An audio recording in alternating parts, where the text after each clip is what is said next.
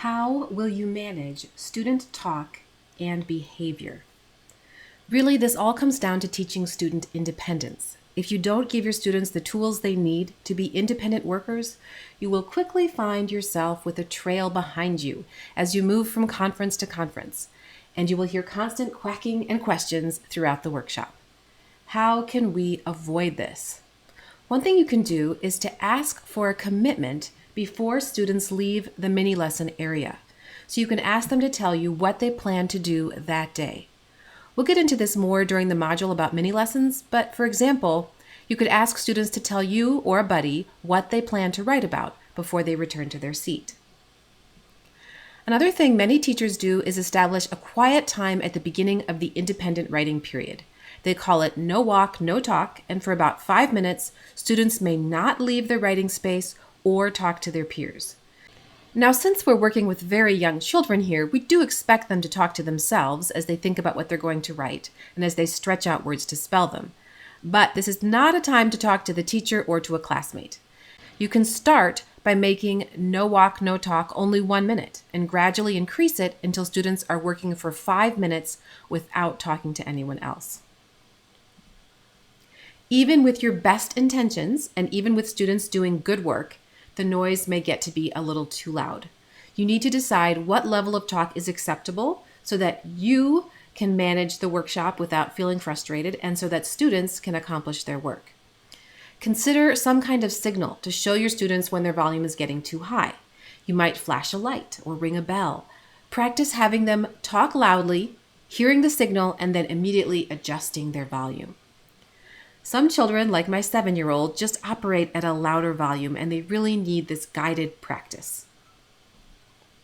What about behavior issues?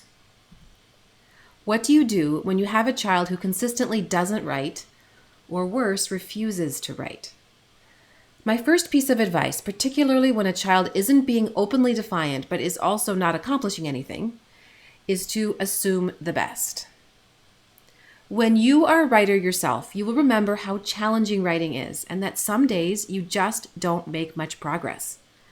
Please don't assume that your students are any different just because they're sitting in a classroom. Assume first they're doing their very best, but they've hit some kind of roadblock. How will you help them get around it? Realize that your solution will be different with different writers. One child may need a special writing office in a quiet corner of the room. Another child may need you to check in for 1 minute at the beginning of writing time to help him or her set a plan and get started. Another child may be stressing about spelling words incorrectly, and you're going to have to spend some time with that child, helping them learn to be a brave speller. Now, all of this is well and good, but what about when a kid is just really getting under your skin and working with this student is starting to make you feel like this? Here is a 4-step plan. Number 1.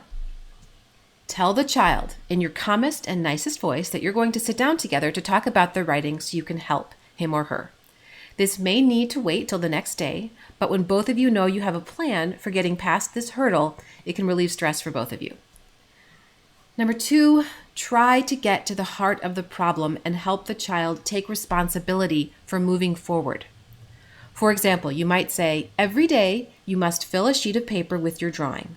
Or each day you need to add at least 3 words to your picture, or write at least 3 sentences, or fill half a page. You get the idea.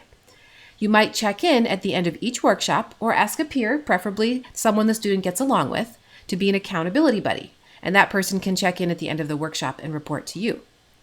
Number 4, you need to hold the child accountable. So if the child has a day of not meeting the requirements, you say very calmly, in 1st grade we write every day. There's nothing on your paper today. The only other time you can write today is blank. Now that may be during recess, during free play, maybe even during gym class, but you have to find a time and expect that they will work during that time. And if it's still an issue, you may need to do what you do when you have other behavior issues in the classroom, which means getting the parents or even the principal involved. Let's move on to the next lesson where we'll talk about what students do when they need help.